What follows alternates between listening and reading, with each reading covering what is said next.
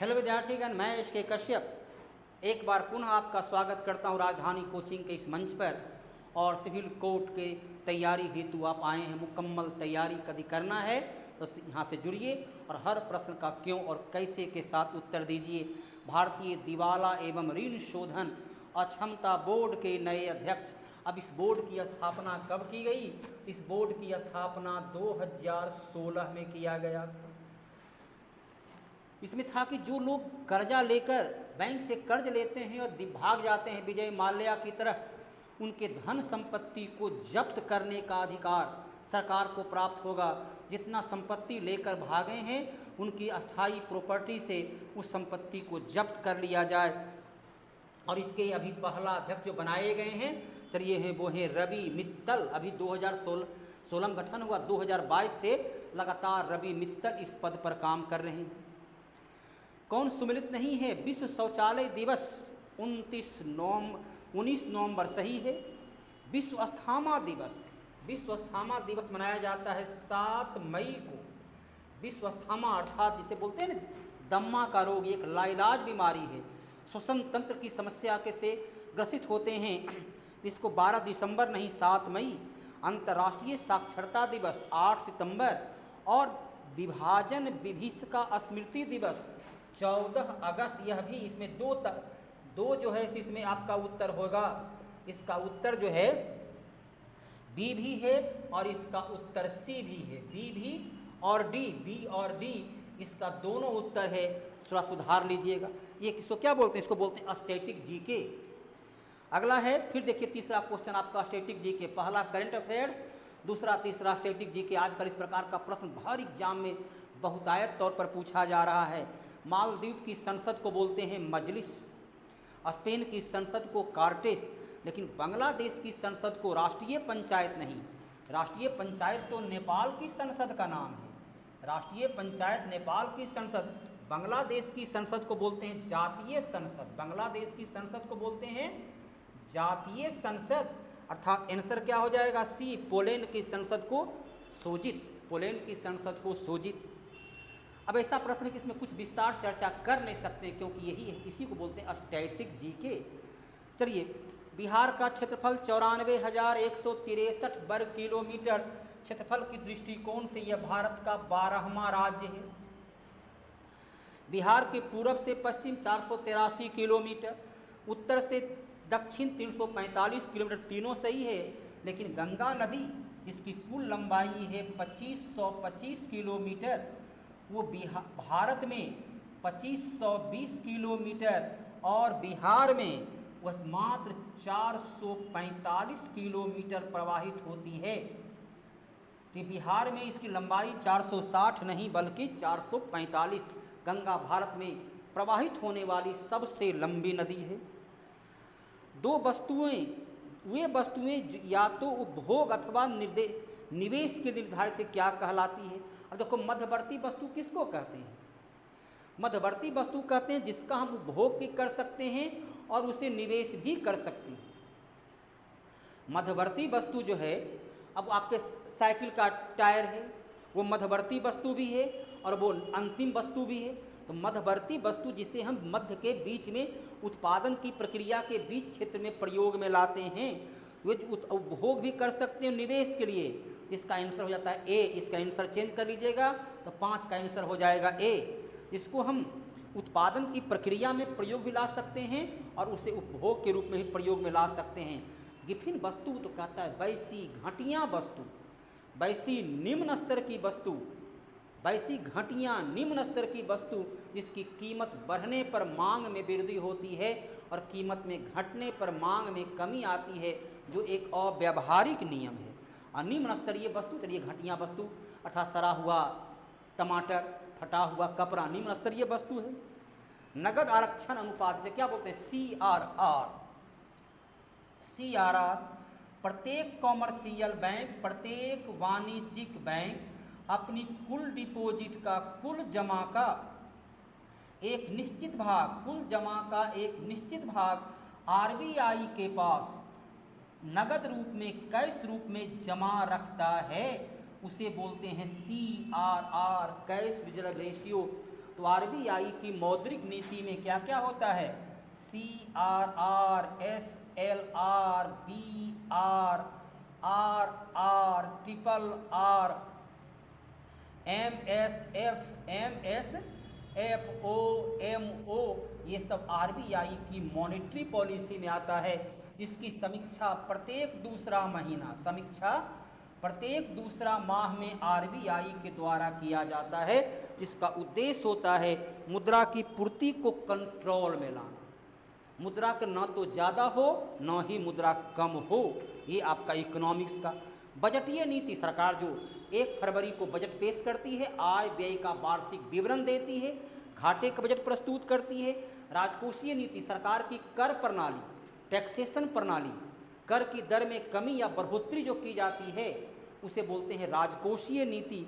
व्यापार नीति, उद्योग को बढ़ावा देने के लिए सरकार के द्वारा पहली बार जो है 1948 में, फिर 1956 में, फिर 1980 में और 1991 में अपनी औद्योगिक नीति घोषणा किया गया। कौन से हमारी आंसर क्या हो गया? ए 7। कौन से हमारे संविधान की समवर्ती सूची में, संविधान का 7वीं अनुसूची, संविधान की 7वीं अनुसूची अनुच्छेद 246 में शक्ति को 3 भागों में, एक को बोला गया संघ सूची, दूसरा को राज सूची और तीसरा को समवर्ती सूची। संघ सूची के महत्वपूर्ण विषय में रेल, डाक, बैंक, बीमा, शेयर बाजार। देखिए शेयर बाजार आपका विकल्प में है, तो शेयर बाजार जो है समवर्ती सूची में नहीं बल्कि संघ सूची में है। समवर्ती सूची में वन, शिक्षा, वन्य जीव, मापतौल, जनसंख्या नियंत्रण, परिवार नियोजन, आर्थिक नियोजन। जैसे मूल संविधान में 47, वर्तमान में 52 विषय को रखा गया है। राज सूची में मूल संविधान में 66, वर्तमान में 61 विषय, और संघ सूची में मूल संविधान में 97, वर्तमान में 100 विषय को रखा गया है। अगला जो अर्थात आंसर हो गया बी, अर्थात मजदूर संघ समवर्ती सूची, जंगल जानवर जंगल, ये सभी समवर्ती सूची। भारत के राष्ट्रपति का स्वेच्छा विवेकाधिकार। देखो राष्ट्रीय आपातकाल की घोषणा के लिए अनुच्छेद 352 लिखता है कि मंत्रिमंडल के लिखित आदेश से, मंत्रिमंडल के लिखित सलाह पर राष्ट्रपति राष्ट्रीय आपातकाल की घोषणा करेंगे। अनुच्छेद 356 में लिखता है कि यदि राज्यपाल सिफारिश करे कि राज्य की विधि व्यवस्था भंग हो चुकी है, विधि के आधार पर शासन चलाना संभव नहीं है, तब राज्य में राष्ट्रपति शासन लागू करेंगे। तो पहला जो है वह मंत्रिमंडल के सलाह पर, दूसरा राज्यपाल के सलाह पर, लेकिन सी यही आपका आंसर हो जाएगा। आंसर से है सी कि प्रधानमंत्री की नियुक्ति, अनुच्छेद 75 लिखता है कि अनुच्छेद 75 कहता है राष्ट्रपति प्रधानमंत्री को नियुक्त करेंगे। किसे नियुक्त करेंगे? उसका कोई भी प्रोसेस, कोई भी टर्म ऑफ कंडीशन संविधान में नहीं है।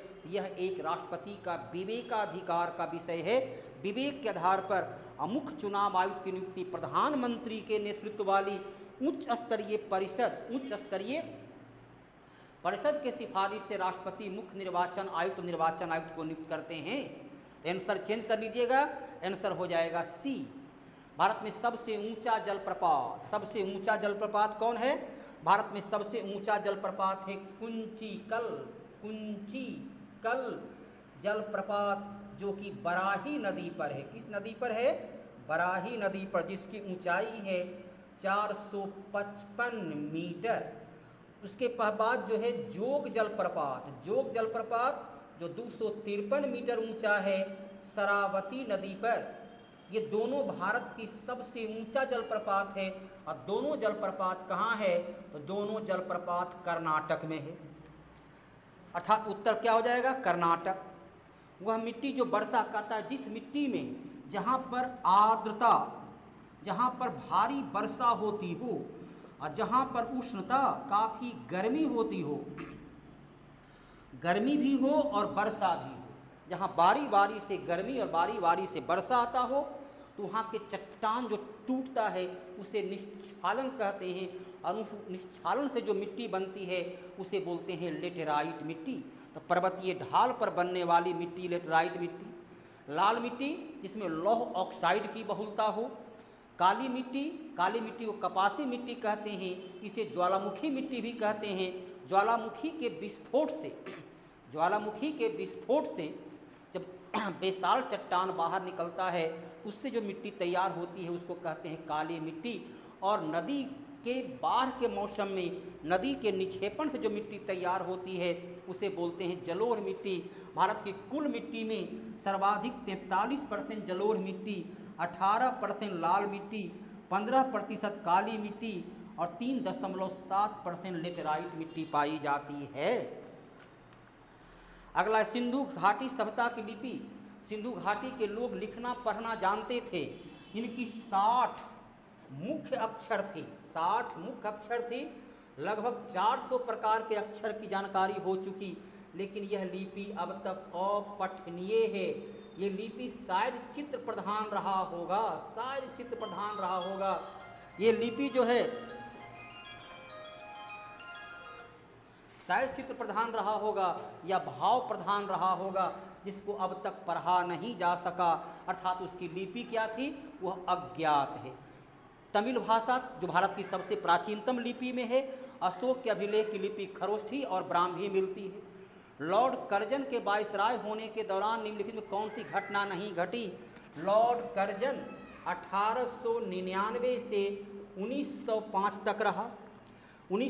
तक रहा। देखिए, बंगाल विभाजन 16 अक्टूबर 1905 को हुआ। पुरातत्व विभाग की स्थापना 1904 में किया गया। द्वितीय दिल्ली दरबार का आयोजन 1903 में हुआ था और तृतीय 1911 में, जबकि राष्ट्रीय कांग्रेस की स्थापना 1885 में लॉर्ड डफरिन के शासनकाल में किया गया। अर्थात आंसर क्या हो गया? डी। पुरानी और नष्ट प्राय लाल रक्तकण आरबीसी का निर्माण अस्थि मज्जा में होती है और प्लीहा में यह नष्ट हो जाता है। प्लीहा में नष्ट हो जाता है, अर्थात इसका आंसर ए चेंज कर दीजिएगा। उपोष्ण उच्च दाब का मैदान, देखो उपोष्ण ये हुआ आपका विषुवत रेखा, 0 उत्तर 0 दक्षिण, 5 उत्तर 5 दक्षिण 0, इसे कहते हैं उष्ण कटिबंध। साढ़े 23 का जो क्षेत्र होता है इसे भी उष्ण कटिबंध। 30 से लेकर 35 तक का जो क्षेत्र होता है उसे बोलते हैं उपोष्ण कटिबंध। उपोष्ण कटिबंध को अश्वक्षांश, इसे अश्वक्षांश के नाम से भी जाना जाता है। उपोष्ण कटिबंध को अश्वक्षांश, 30 से 35 डिग्री अक्षांश को अश्वक्षांश के नाम से जानते हैं। और स्वपरागन का परिणाम क्या होता है? अंतः प्रजनन। स्वपरागन, अपने से परागन करेंगे, अर्थात अमीबा वह होता है, उसे बोलते हैं अंतः प्रजनन। इस प्रकार से ये सेट एक बार पुनः आपका सेट नंबर 2, हर प्रश्न का क्यों और कैसे के साथ। तो एक बार पुनः हम लोग अगले सेट के लिए अपने नियत समय पर उपस्थित होंगे। तब तक के लिए धन्यवाद। मैं एसके कश्यप आपसे विदा लेता हूँ। अगले दिन पुनः आपके लिए सेट नंबर 3 को लेकर आएंगे।